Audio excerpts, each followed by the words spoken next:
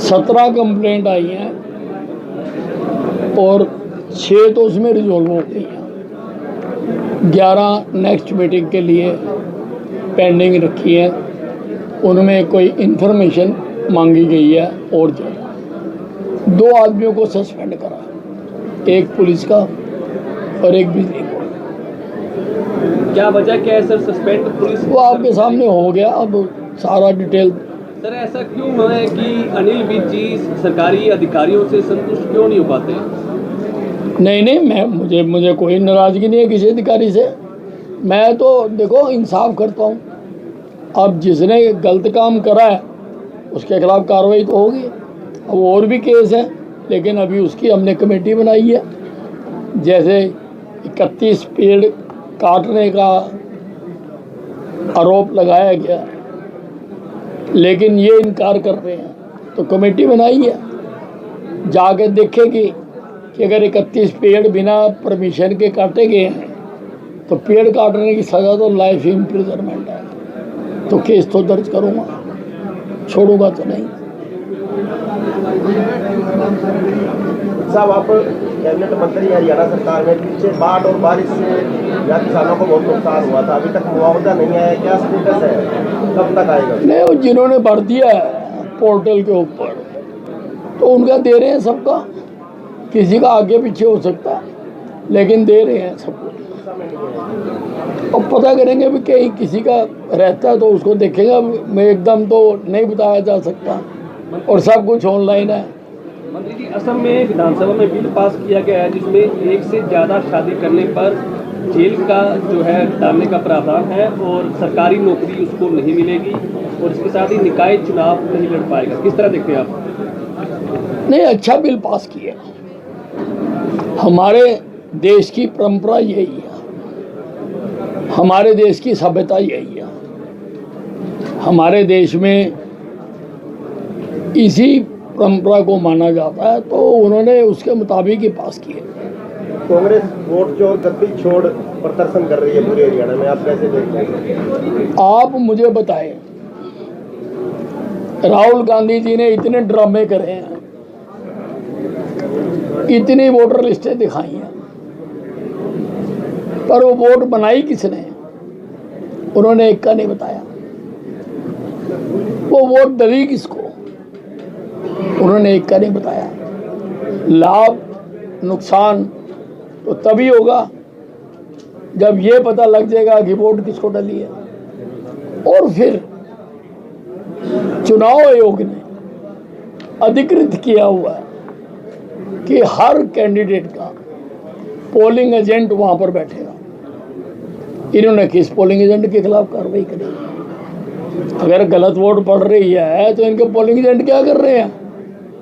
तो हो सकता है ये जो गलत वोटें हैं इनकी पार्टी नहीं बनवाई हो, बहुत बड़ी संभावना है। और अंबाला में मुलाना हल्का है, वहाँ पर एक गांव में एक औरत की 232 वोटें बनी हुई हैं। वहाँ से एमपी भी कांग्रेस का जीता है और एमएलए भी कांग्रेस का जीता है। तो इसलिए ये सिर्फ झूठ की बुनियाद के ऊपर अपनी नाकामयाबियों को छुपाना चाहते हैं। जनता इनको रिजेक्ट कर चुकी है।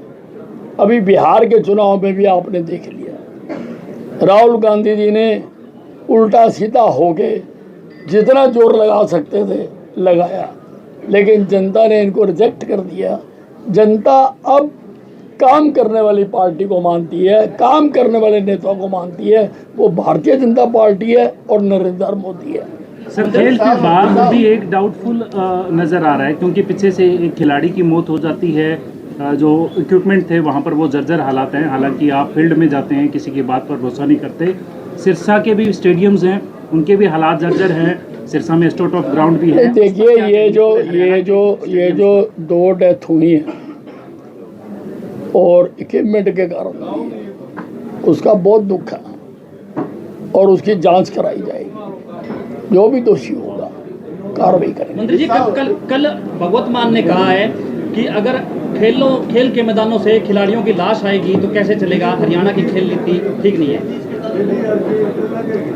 नहीं, देखिए भगवत मान जी अब अपने प्रदेश की तो कोई बात करते नहीं है कि उनके प्रदेश में क्या हो रहा है, उनका प्रदेश की क्या हालत है।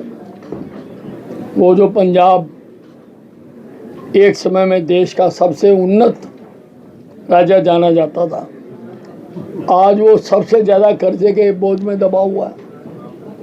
भगवत मान जी को वो तो नज़र आता नहीं है। हम जब कह रहे हैं कि भाई टूट गया तो हम उसकी जांच कराएंगे। मंत्री जी, आप हरियाणा के सबसे बड़े लीडर हैं, सीनियर लीडर हैं, लेकिन आपने कई बार अपने इंटरव्यू में कहा कि मैं सीनियर लीडर हूं लेकिन मैं दिल्ली हाजिरी नहीं मारूंगा क्योंकि आपको कोई मंत्रालय नहीं चाहिए, कोई मुख्यमंत्री की पोस्ट नहीं चाहिए। क्या अभी भी दिल में टीस है कि मुख्यमंत्री नहीं बनाया गया? नहीं, देखिए मैंने कभी भी कुछ भी बनने के लिए चाहत नहीं रखी, और जब ये मंत्रालय बढ़ते हैं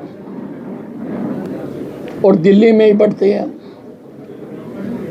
जब मुख्यमंत्री और मंत्री बनाए जाते हैं, मैं आज तक कभी भी दिल्ली नहीं गया क्योंकि मुझको नहीं मांगना। मुझको पार्टी मेरी काबिलियत देखकर जो दायित्व देगी मैं वो करता हूँ। इसलिए मैं जो तो कोई कभी मैंने इस बात की चाहना नहीं रखी है। मंत्री जी, आप 11 महीने बाद सिरसा में मीटिंग लेने आए हैं और आपने कहा था कि मेरे आदेशों का पालन नहीं होता इसलिए मैं ग्रीवेंसेस कमेटी से दूरी बनाऊंगा। अब 11 महीने बाद आप आए हैं तो आपको लगता है कि अब जो आदेश आप पारित करके जाएंगे उस पर कार्रवाई हो पाएगी? मैंने किसको कहा था कि मेरे आदेशों का पालन नहीं होता? कोई बता सकता है? कहाँ कहा था? मैंने कहीं नहीं कहा। कोई और कारण भी हो सकते हैं, लेकिन मैं आया हूँ और आज मैंने पूरी कार्रवाई की है और मैं आऊँगा, आगे भी आऊँगा, और मैं ना छोड़ता हूँ किसी को ना छोड़ूंगा। सिरसा की जनता को क्या फिर से 11 महीने को इंतजार होगा या मंथली होंगी? नहीं, हर महीने आऊँगा, हर महीने के आखिरी शुक्रवार को आऊँगा। मंत्री जी, कुरुक्षेत्र में आपकी एक वीडियो भी वायरल हो रही थी जिसमें एक धार्मिक कार्यक्रम में आप गए थे लेकिन कहीं पर गाड़ी नहीं रुकी आपके लिए। नहीं, देखिए उसमें किसी का दोष नहीं है, प्रशासन का भी दोष नहीं है। कारण ये है कि मेरा कुरुक्षेत्र जाने का कोई कार्यक्रम नहीं था, मुझे इनविटेशन भी नहीं था वहाँ से।